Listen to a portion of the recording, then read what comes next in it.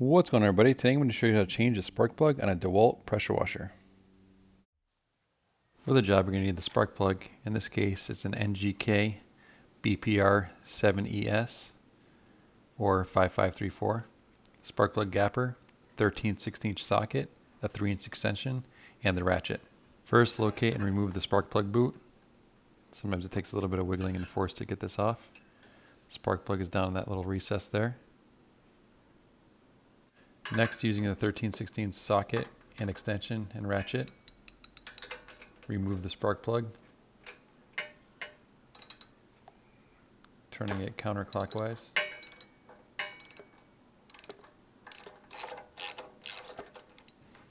And you can see my spark plug socket left the small rubber boot on there. Make sure you remove this.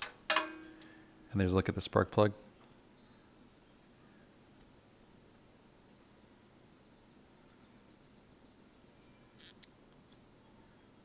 Next, grab your new spark plug and your plug gapper.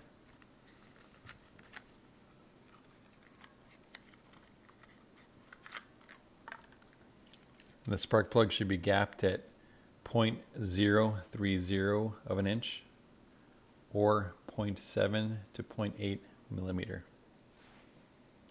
So what we're going to do is take the gapper, take it down to the smallest point, and slide it until you see where the gap is actually at.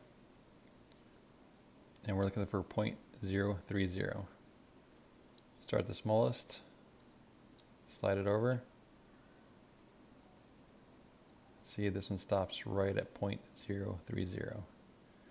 So this plug is gapped perfectly. If it wasn't, you'd have to pull the gap out or push it down. You can pull it out by putting the electrode on the end there and bending it out. Or you can take something hard like the gapper and pressing it down to make the gap smaller. In this case, we're good to go. So we're going to install it. Next, reinstall it back into the engine. And make sure you don't use any anti-seize or anything of that nature. Almost all the spark plug manufacturers recommend against using any type of anti-seize. First, hand tighten the spark plug. Then take your socket and ratchet and tighten it until it's just seated down. And then after that, tighten it an additional 1/2 to 3/4 of a turn. That will seat the plug down properly. Right there, it's seated down. Now I'm going to do 1/4 here,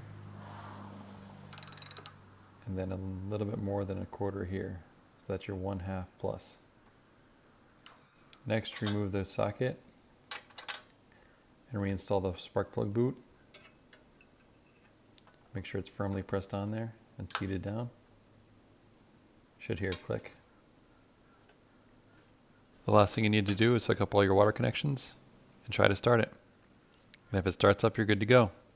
Alright guys, thank you so much for watching. If you found this video helpful, please give it a thumbs up.